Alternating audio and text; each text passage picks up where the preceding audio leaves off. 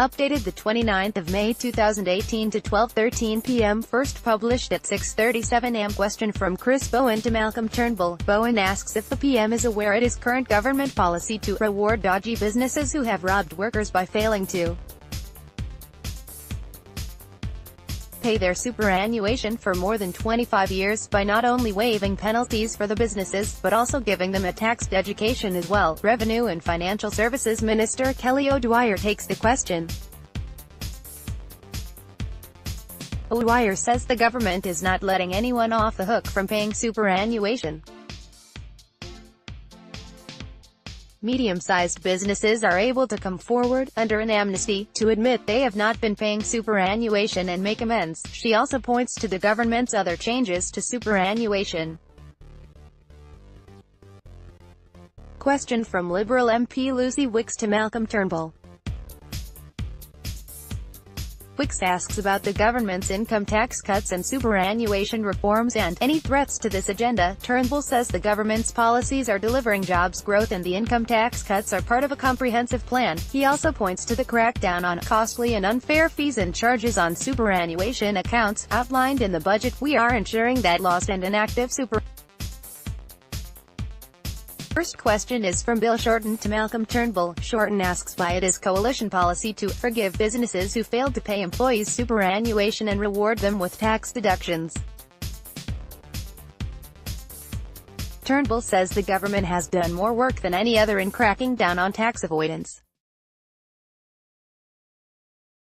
Asked by Shorten to be relevant, he says Shorten, as a minister in the former Labour government, removed protections for people with low balances in their super accounts. Turnbull says the government's newly announced reforms address this. Barnaby Joyce has defended his decision, with partner Vicky Campion, to accept a $150,000 payment for a joint television interview. "We tried for privacy," Joyce said earlier. "And the last fortnight, we've had drones over our house, we've had paparazzi waiting for us outside Armadale Airport, we've had people following us to Arala. We tried just burning this out and that didn't work." Asked why he accepted payment for the interview, he said, "I didn't. It's an interview not just with me, it's with Vicky." The former Deputy Prime Minister has said the money will be put in a trust for the couple's new son, Sebastian. He has also told The Australian that he wouldn't be charging if it was just him, as a politician, being interviewed. Joyce says Campion and their son are also involved and his partner made the decision, but that is not what they wanted. They wanted an interview obviously to get Vicky's side of the story, and like most mothers, she said, "Seeing as I am being screwed over and there are drones and everything over my house in the last fortnight, paparazzi waiting for me, if everybody else is making money then I am going to make money out of it." Shorten called the clash an extraordinary coincidence. He said Labour still wants to hold the conference before the next election, and wants to keep it at the same venue in Adelaide, the Convention Centre, to keep costs down. Shadow Treasurer Chris Bowen says Labour welcomes to the Productivity Commission's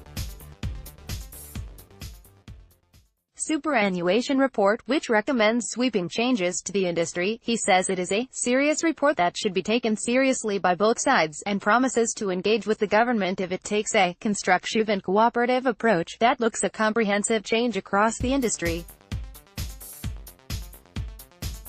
Chris Bowen just then. Photo, Alex Ellinghausen. Many of the recommendations appear to be sensible. Many of the recommendations are about putting members first, which must be at the centre of superannuation, Bowen has just told reports at Parliament House, but he says the government has engaged in an ideological war against industry super funds, the union-linked, not-for-profit funds that compete with retail, for-profit funds. This government and frankly this minister, Kelly O'Dwyer, in particular have chosen. These are industry funds, jointly managed by employers and union representatives, he says. This what O'Dwyer had to say this morning on ABC Radio. "I'm completely agnostic in terms of whether it's a retail fund or an industry fund. I simply want to see low fees, good governance. I want to make sure that members' money is being spent in their best interests and that their money is working for them, whether it's a retail fund or an industry fund. I don't discriminate. The government is pushing Labour to show unequivocal support for changes announced in the budget earlier this month. These include banning super funds from automatically signing up young people to life insurance, banning exit fees for people switching funds, restricting fees on low-balance accounts. Leader of the House Christopher Pyne has announced the House of Representatives will adopt electronic voting, with the upgrade to take effect in 2019. The implementation of move came after weeks of Labour pressure on the government to disclose the relative benefits to different workers from the sweeping tax cuts over 7 years, a central issue in the fairness debate over the reforms. The documents show that a worker on $80,000 a year currently pays $19,147 in tax and would receive a tax cut worth $540 a year by the end of the 7-year plan. A worker on $200,000 a year pays $67,232 in tax and would receive a tax cut worth $7,225 a year by the end of the changes. Treasury Secretary John Fraser released the details at a Senate estimates hearing on Tuesday morning, providing more fuel for the political debate over the fairness of the changes. Read more here. 7:37 Malcolm Turnbull has just been asked about Barnaby Joyce's interview. It has been very widely criticized. I'll no doubt have the opportunity to talk about it with Barnaby privately, but it's certainly not a course of action that I would have encouraged him to take, the PM told Tasmanian radio station 89.3 LAFM. I think you can understand how I feel about it, but I'll be circumspect, uncharacteristically circumspect on this and leave it. I've said it's not something that I would have encouraged him to, in fact quite the contrary, but the fact is he'll have to disclose that in his members' interest register in due course, so, making his views pretty clear there. If not quite as clear as Kelly O'Dwyer's. 7 o'clock MB Peter Hartshire. A number of countries around the world, from Canada and the US to Malaysia, are starting to take a more skeptical view of foreign investments from China, especially when they're from state-controlled firms. But an Australian mystery remains. Why did the federal government veto the $10 billion sale of Ausgrid to a Chinese-dominated partnership 2 years ago? The NSW government was furious at the disruption of its planned part privatization of its electricity distributor. And why did the Turnbull government intrude into the sale process just 10 days before the deal's deadline?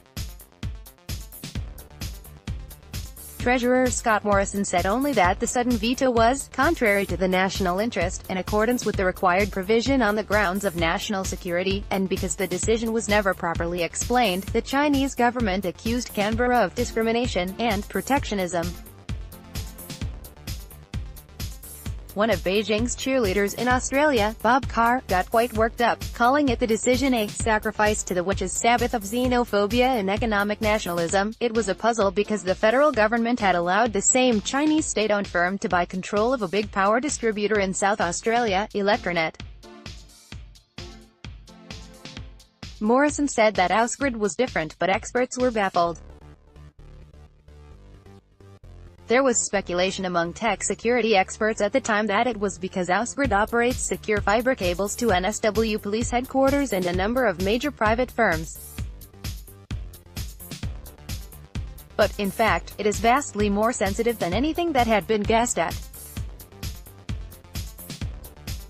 The failure of proper scrutiny was considered so serious that the federal government has since set up a new critical infrastructure center to make sure it never happens again. The federal government has long maintained a national list of critical infrastructure, and Ausgrid was on it. But NSW's sale process went on for month after month without any red flags going up in Canberra. Eventually, it was Australian Signals Directorate's Australia's electronic spy agency that raised the alarm within the government. It was half a minute to midnight when people in ASD realized that they had information relating to the extreme criticality and sensitivity of Ausgrid, says an official who was involved in the process. In fact, Ausgrid hosts a piece of infrastructure that is a critical support to the joint facilities at Pine Gap, near Alice Springs.